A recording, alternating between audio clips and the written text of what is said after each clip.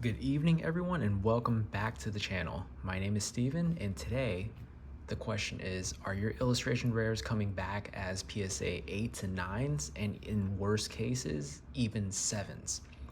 With card grading now being more popular than ever in the hobby, I want to try to give you the best shot of you getting a PSA 10. In this video, I want to discuss some of the strategies that will help you get a PSA 10 and what to specifically look out for. So, specifically what we're talking about today are illustration rares. Illustration rares are especially difficult to grade due to the artwork. And the more complex the card, the more difficult it is to grade. And as far as the grading criteria goes for PSA grades based off of 4 things: the surface, centering, edges, and corners. So I want to start off with talking about the surface of the card. So as far as the surface, I feel like this is the most important aspect that PSA will go after, because this practically is what the card is based off of.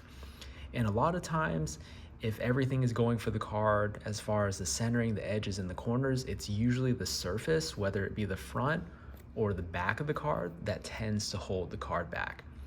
So specifically today, what I wanted to talk about and bring to your awareness is the print lines. And this is a great example of clear print lines that you're able to see. You can see one pretty much going down vertically, 2 of them, along with horizontal print lines in the card as well.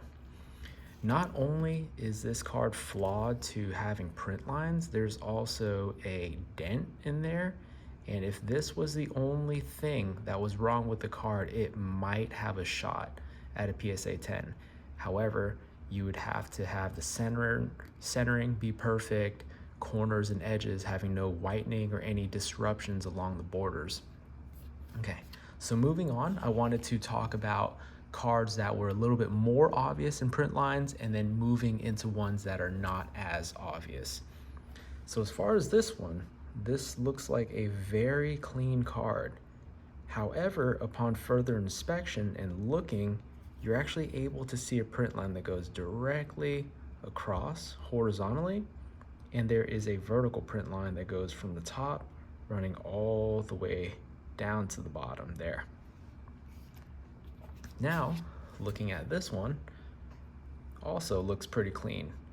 Upon first glance, you would be like, this card's pretty good. Why not send it to PSA or get a PSA 10? However, upon further inspection and looking a bit further, if I can get the glare perfect, you can see that there is a print line that forms across right in this area here.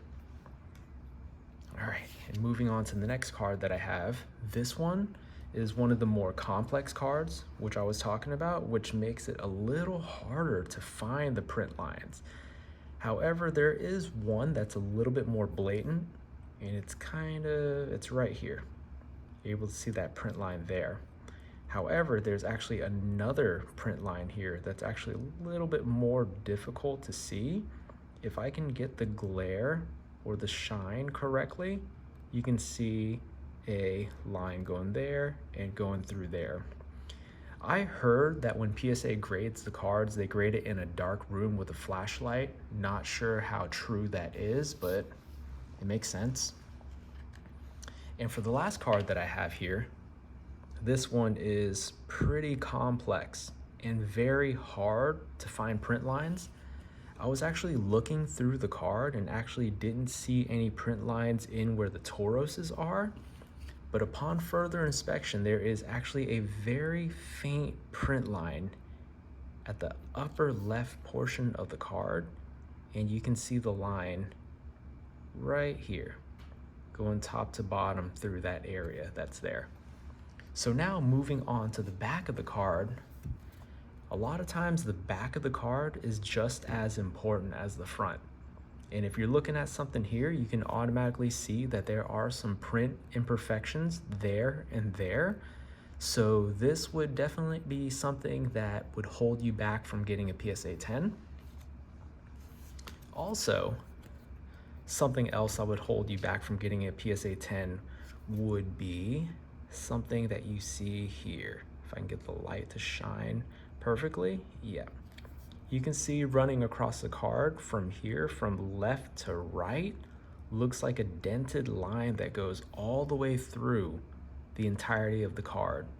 So if you see something like that, that's also a flaw that PSA will dock. All right, now moving on to the next criteria that PSA looks for is centering. And clearly you can see that the centering is very bad on this card. Ideally, centering you want to be 50-50. I wouldn't say this is perfect, but it's pretty good. As far as left to right, just eyeballing, you can kind of see that the right side is a little thicker than the left, but this is well within 45-55, which would classify as a PSA 10 in their standards. So PSA didn't always have this 45-55 tolerance. It used to be 40-60, but looking into things now, they're saying that it's between 40-60 and 45-55. But to be on the safe side, I would lean more towards the 45-55. And clearly, looking here, you can see that this is well under 40 and this is well over 60 on that side there. So the last and final two things that PSA looks for are edges as well as corners. So as far as edges, what you're looking for is any kind of disruption within the consistency of the borders. And I chose this card specifically because here you're able to see that some of the hollow foil is bleeding out of the top corners to there, along with a lot of hollow bleed on the edges through here. And as far as whitening, you're really looking for any type of corner white dot, which you can kind of see here. You can definitely see in this area here as well. And PSA is actually very strict on their corner dots. I've gotten PSA cards back where they have one dot and they come back as 10s. Sometimes if there's two dots, they'll come back as a 9. So those are some things that you should be aware of when trying to send your cards into PSA in hopes that you're going to get a PSA 10. So I would say try to minimize your flaws to at least 1 if you're looking to get a PSA 10, 2 if you're lucky, but if you see anything more than 2, you can probably expect that your grade will go down to a 9 if not lower. So as far as the card that I have in the thumbnail, in closing, I wanted to talk a little bit about the Magikarp illustration rare.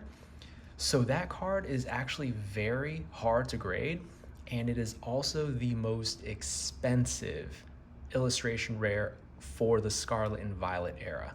That card ungraded as of right now is worth $245. However, in a PSA 10, it is currently going for $1,400.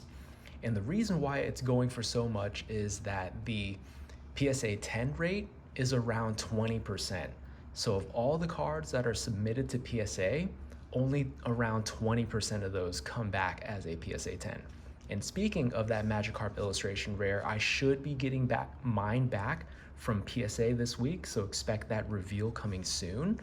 And as far as illustration rares in general, I would say that their PSA 10 rate are less than 50%.